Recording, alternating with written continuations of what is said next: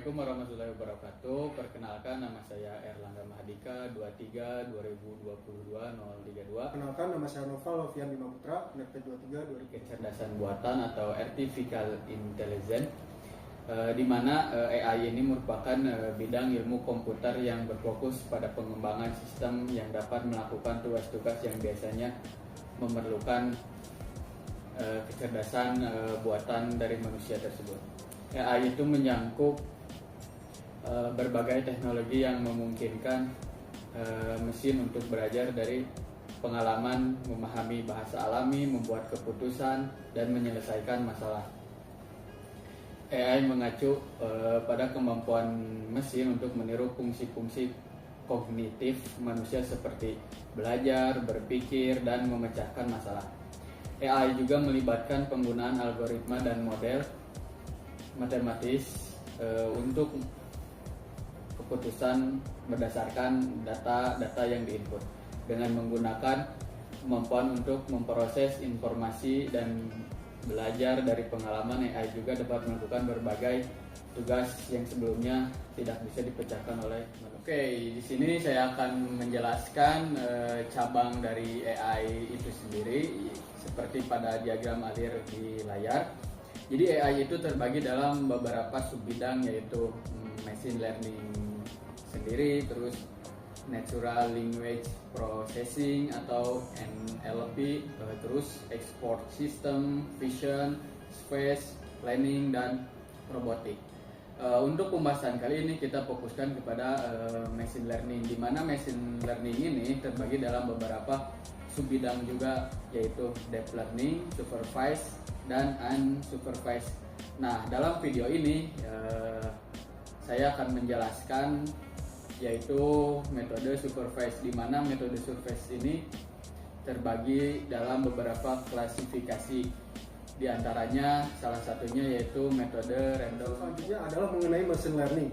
Machine learning sendiri adalah salah satu penerapan dari kecerdasan buatan, artificial intelligence. Kemampuan utama dari machine learning adalah menangani data berdimensi tinggi seperti data penginderaan jauh dan memetakan menjadi beberapa kelas dengan karakteristik yang kompleks. Machine learning juga ilmu pengembangan algoritma dan model secara statistik yang digunakan secara komputer untuk menjalankan tugas tanpa instruksi eksplisit, mengandalkan pola serta interferensi sebagai gantinya sistem komputer menggunakan algoritma machine learning untuk memproses data historis berjumlah besar dan mengidentifikasi pola data. Hal ini memungkinkan untuk memprediksi hasil yang lebih akurat dari dataset. Itu supervised learning, yang merupakan salah satu jenis metode pembelajaran dalam ML tersebut, di mana model ini dilatih menggunakan dataset yang telah diberi label yang sudah diketahui. Salah satu metode klasifikasi tersebut dapat digunakan dalam metode ML ini, yaitu dengan algoritma terbimbing supervised atau random forest. Supervised learning ini memberikan dasar untuk bagaimana random forest dapat bisa bekerja. Jadi random forest yang merupakan algoritma terapan ini dalam konteks supervised learning, ia dilatih menggunakan dataset yang memiliki label yang... Penjelasan selanjutnya adalah mengenai random forest. Random forest merupakan teknik klasifikasi kelas menggunakan pohon keputusan, seperti kombinasi prediktor pohon, di mana setiap pohon bergantung pada kumpulan data acak, sampel secara independen dan dengan distribusi yang sama pada pohon keputusan. Algoritma ini didasarkan pada konsep ensemble learning, yaitu proses menggabungkan secara pengklasifikasi untuk memecahkan masalah yang kompleks dan untuk meningkatkan kinerja model. Random forest bekerja dalam dua fase. Fase yang pertama yaitu menggabungkan sejumlah n decision tree untuk membuat random forest.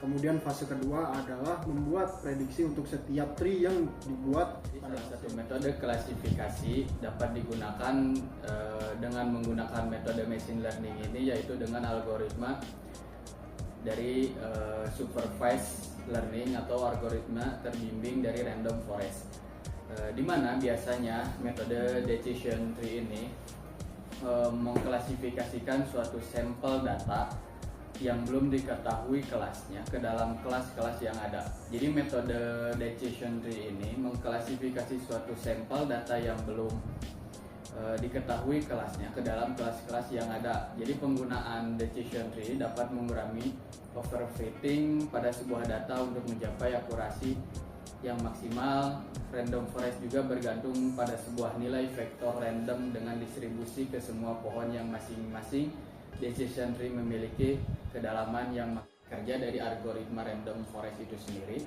Yang pertama yaitu algoritma memilih sampel acak dari dataset yang telah disediakan. Yang kedua yaitu membuat decision tree untuk setiap sampel yang dipilih, sehingga kemudian nanti akan didapat hasil dari setiap decision tree yang telah dibuat.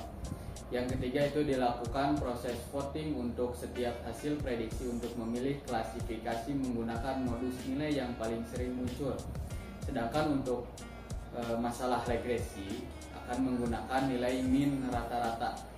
Yang keempat yaitu algoritma akan memilih hasil prediksi yang paling banyak vote-nya terbanyak sebagai prediksi dari akhir. Oke, yang selanjutnya adalah tabel random forest. Bisa dilihat dari tabel berikut, merupakan contoh dari studi kasus random forest COVID-19 yang dimana ketika dibuat menjadi diagram akan menjadi seperti berikut. Yang paling atas merupakan data training yang berupa temperatur badan yang akan diturunkan lagi menggunakan batang yang dinamakan bootstrap, menjadi data 1 yang berupa sesak nafas dan data 2 berupa batuk. Yang selanjutnya dilakukan pengambilan keputusan diagnosis. Dapat dilihat dari diagram tersebut, pengambilan keputusan diagnosis yaitu ketika temperatur badan tinggi beserta batuk akan positif COVID-19. Berikut merupakan hasil dari skripsi Muhammad Salahuddin Al-Ayyubi NRP 23 2019-023, yaitu identifikasi kawasan hijau menggunakan mesin learning random forest studi kasus Kota Bandung. Hasil klasifikasi random forest untuk mengidentifikasi kawasan hijau di Kota Bandung menggunakan citra Sentinel-2 pada tahun 2020 sebesar 30,6% dari luas Kota Bandung dengan luas sekitar 5.124.000 hektar. Hasil akurasi klasifikasi menunjukkan tingkat akurasi sebesar 94,36%. Kenampakan hasil identifikasi kawasan hijau sudah hampir memenuhi rancangan RTH pada peta RT/RW Kota Bandung. Hasil klasifikasi juga menunjukkan klasifikasi sesuai dengan waktu yang sama dengan keadaan sebenarnya di lapangan. Hasil identifikasi kawasan hijau ini selanjutnya dapat dijadikan referensi untuk perencanaan RTH di Kota Bandung, mengingat hasil identifikasi kawasan hijau ini masih belum dikenakan pengaturan lebih lanjut tentang RTH. Pilihan dari random forest itu sendiri, yang pertama itu random forest lebih tahan terhadap overfitting karena menggunakan rata-rata dari nilai hasil tersebut. Yang kedua yaitu dapat digunakan untuk masalah regresi dan klasifikasi. Yang ketiga yaitu berfungsi dengan baik pada dataset besar dengan banyak dimensi atau fitur. Dan yang terakhir yaitu yang keempat, random forest juga cenderung memberikan akurasi yang sangat baik. Kelemahan dari random forest itu sendiri, yang pertama itu tidak optimal untuk data yang berdimensi tinggi dan sparse. Yang kedua yaitu sulit untuk memahami logika di balik prediksi.